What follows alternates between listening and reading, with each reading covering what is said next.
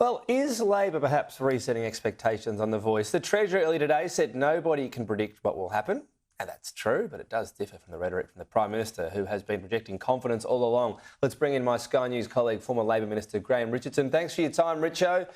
Pleasure. Slip of the tongue, or Jim Chalmers sort of front-running on this and wanting to say, look, it's going to be tough, not wanting to seem too confident? I think Jim Chalmers is a pretty good judge, and he's right, it's going to be tough. But you don't walk away from a problem because it's tough.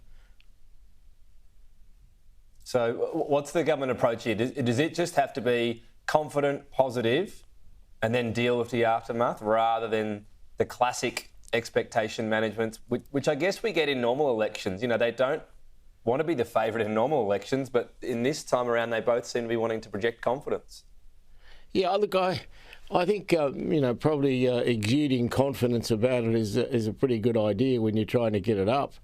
The problem is there has been a great division on this question all the way through.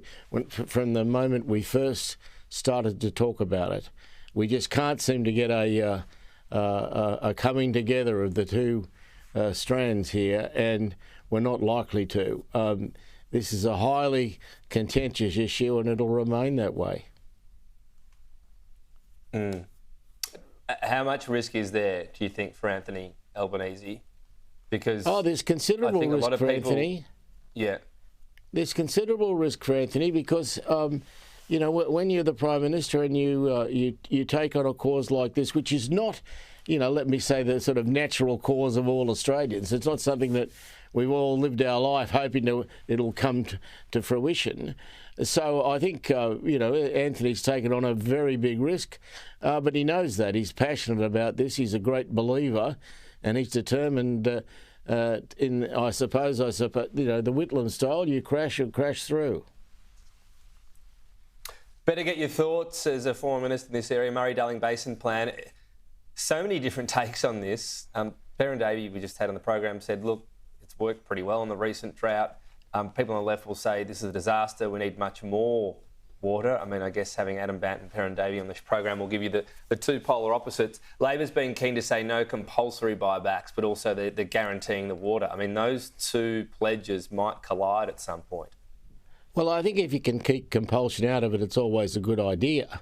But look, we've been arguing about how much water you can take out of that bloody river forever, haven't we? And I don't know if you're ever going to get an agreement. All I can say is whenever I think of this question, I think of the town of Burke, and I think of the huge amount of these big wharves where the steamers used to go.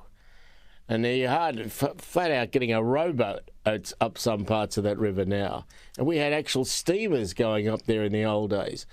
So I can understand the angst of locals on this. I'd be pretty anxious about it myself.